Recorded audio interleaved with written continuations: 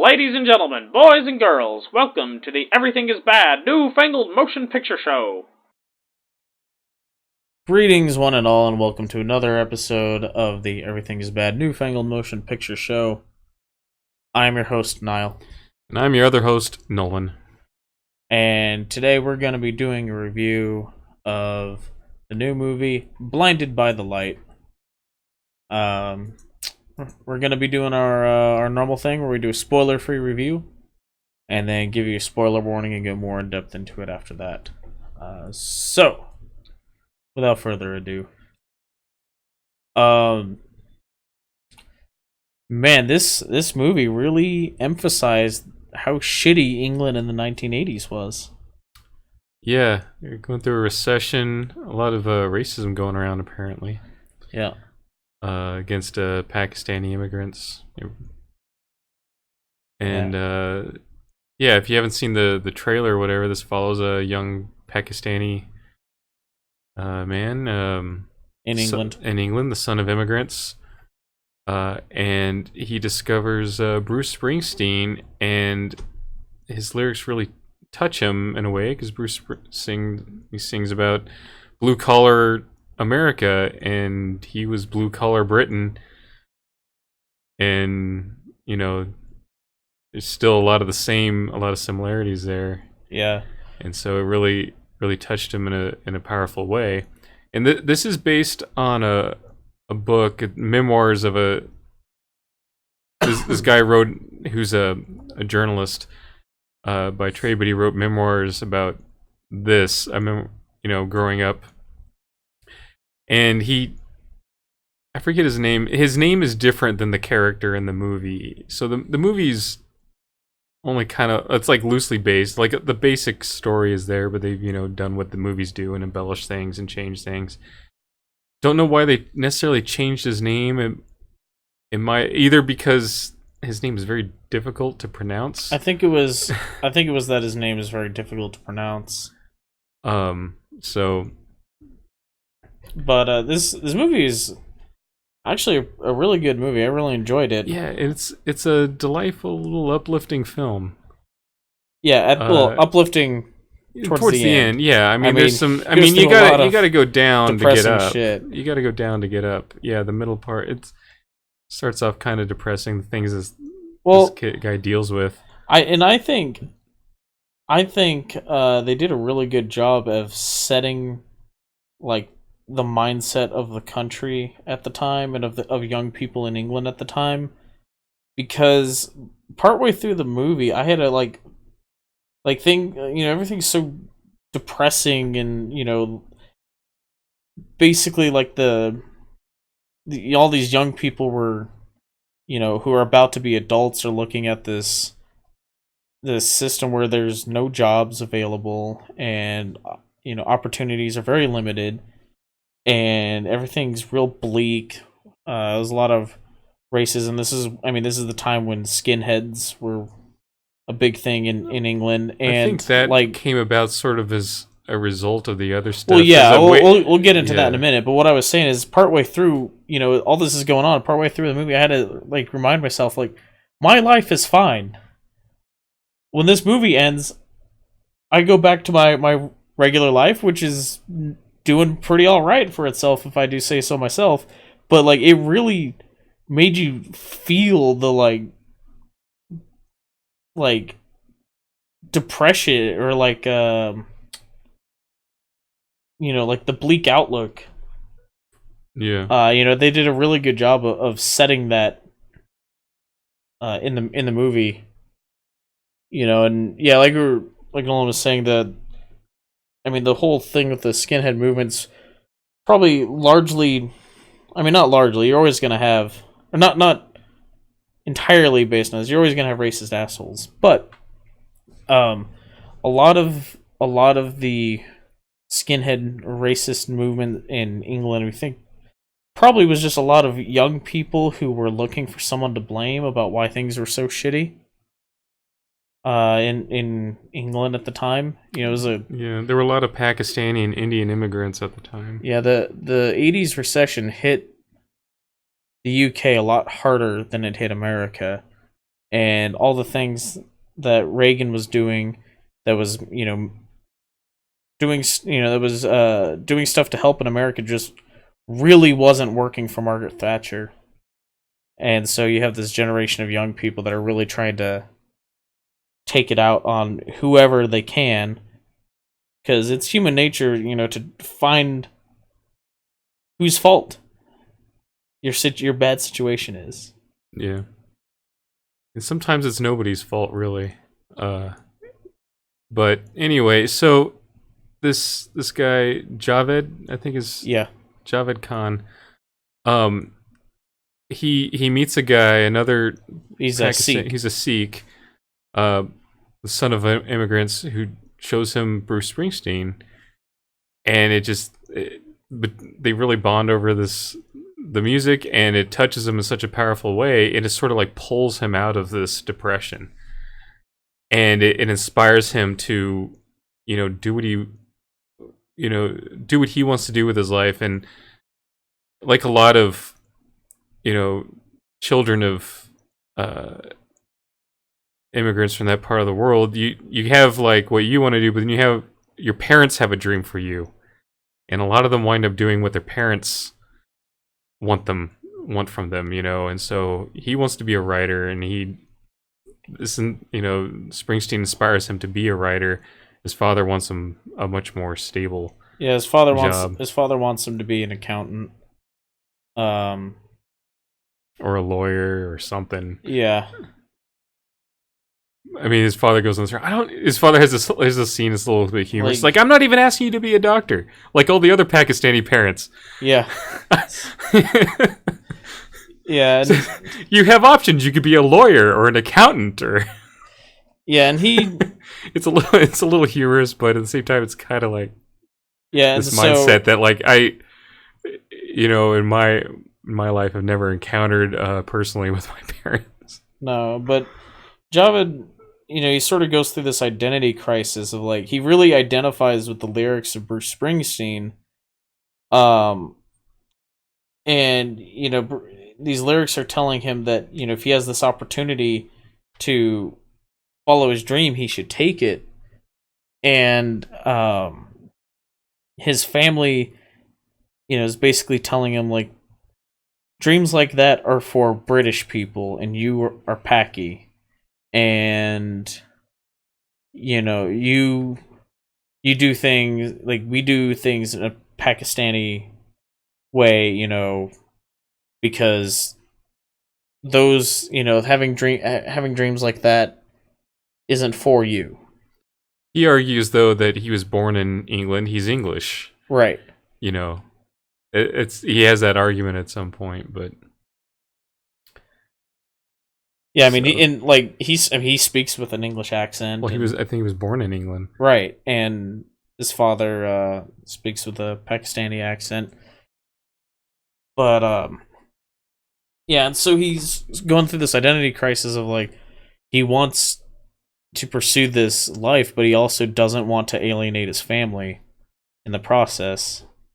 And they just, his family sees him going to pursue his dreams as childish and selfish, and he just looks at the state his family is in, and the state, the little town he grew up in. It's depressing.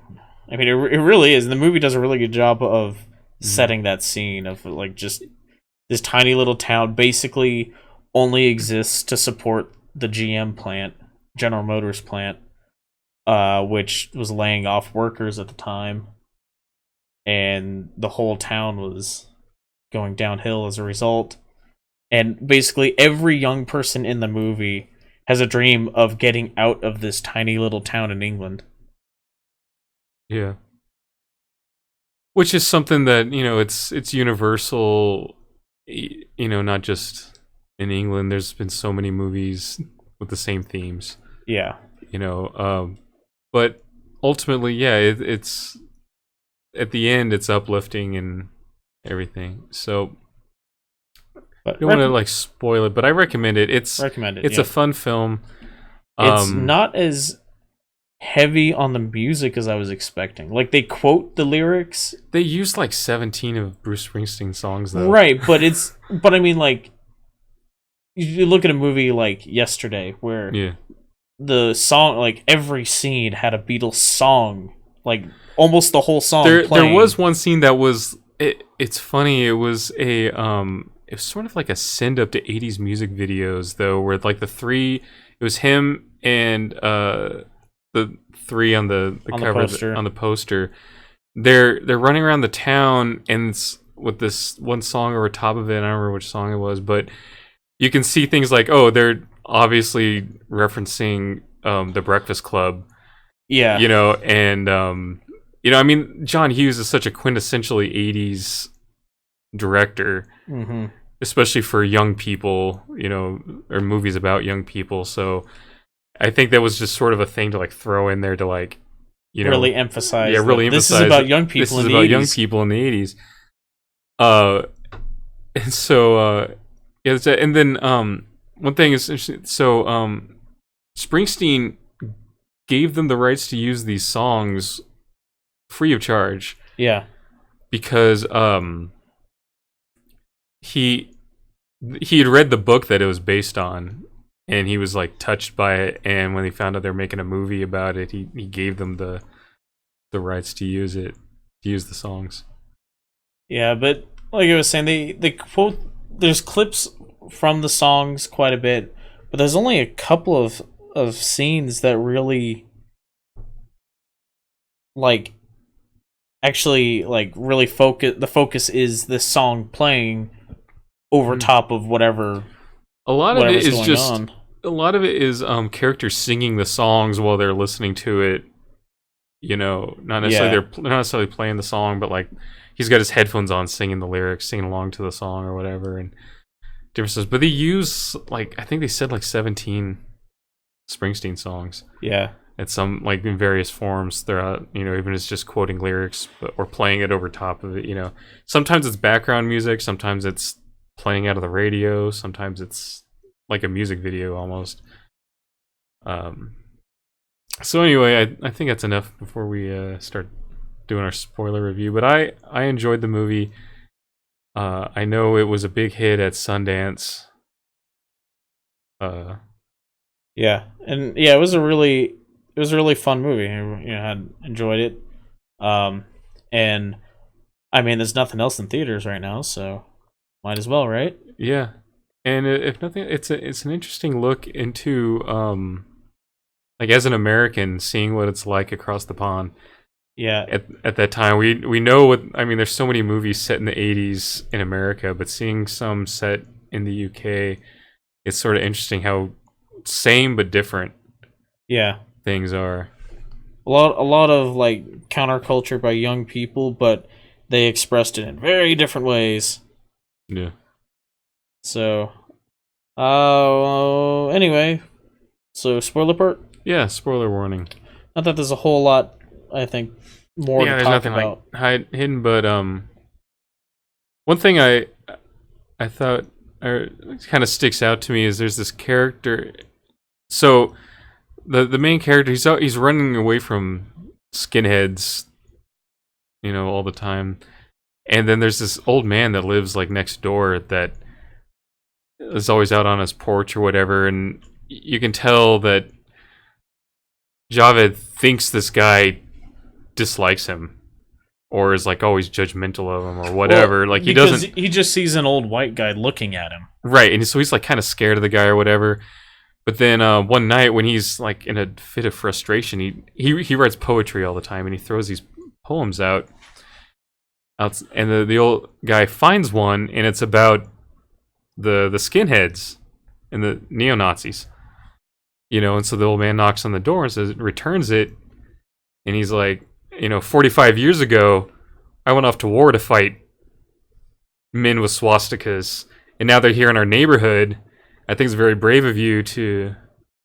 That poem was very brave of you, Yeah. And so this old man kind of befriends Javed, and he's there to support him when he wants to be a writer and get out of Luton, Luton, or whatever the town. Get out of Luton. it. So the old guy supports him after that in helping, wanting him in the fact that he wants to be a writer and stuff. And when he gets a story published in the newspaper because there was a mosque, his mosque, someone vandalized his mosque.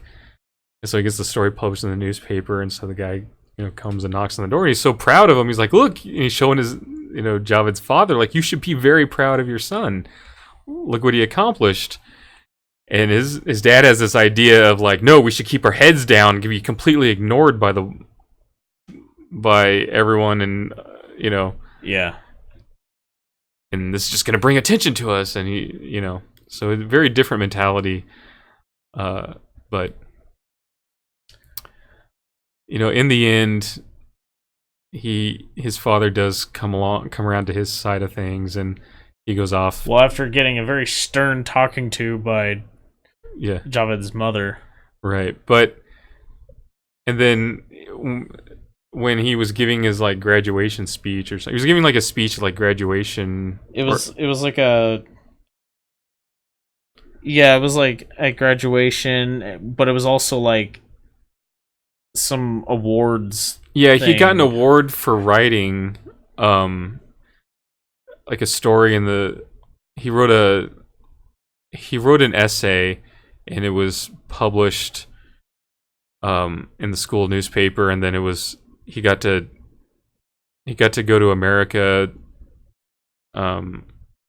for some conference because of that. And then so anyway, he was getting an award from his school at the end of the semester for that, and there were other people getting awards for other things too, but he was giving like this speech, and his family comes in, and he talks about his dreams, but he doesn't want his dreams to alienate his family, and finding that balance of doing what he wants to do and honoring his family and all that. So anyway, they start seeing eye to eye on things, and he gets to go off to university when at Wimbledon or Wembley. I don't start with a W. Did it? Some very British name started with a W. With an M. I don't remember. I think it was started with a W. Anyway, it was like several hours away from the town that they were in. So yep. And his father at first didn't want him to go off because he needed him there to help support the family because things were tough. His father had lost his job and everything. Yeah. So anyway, but this is based on a real person who is a professional journalist and writer. So presumably he made it work out. Yeah. I assume. Yeah. And he looks like Mark Ruffalo. Like but Pakistani Pakistani Mark Ruffalo. The real guy does. Yeah, the real guy does. He's like a darker complexion Mark Ruffalo, but really tall. Like, this guy is really tall. Yeah, too. The character in the movie looks like a Pakistani Jake Gyllenhaal. Yeah. Like a young Jake Gyllenhaal. Yeah. A young Pakistani Jake Gyllenhaal. Yeah, because the actor's only about 20 years old, I think. Yeah. And this is like his first movie, too. Yeah, this is his first movie. I was looking at it. He has 4 credits. He has a recurring character in 2 different TV shows. This. And he's currently filming a movie. I don't know if he's the lead in that. I didn't recognize what the movie was, so. But yeah, so I think it's probably all I have to say about this movie. Yeah. Definitely recommend it. It's a nice little film. So our next feel-good sort of film. Our next movie is going to be Ready or Not. The hell out of here, banner ad on the IMDb. Ready or Not. Yeah. Be next weekend. And then we will take a break because there's like nothing on Labor Day weekend that we have any interest in seeing. And then the next movie we're gonna be seeing isn't until the 20th of September. Oh man, hate this, like, between seasonal movie nonsense, man. Yeah. Yeah, it looks like the 20th. Yep. The 20th will be Rambo and Ad Astra.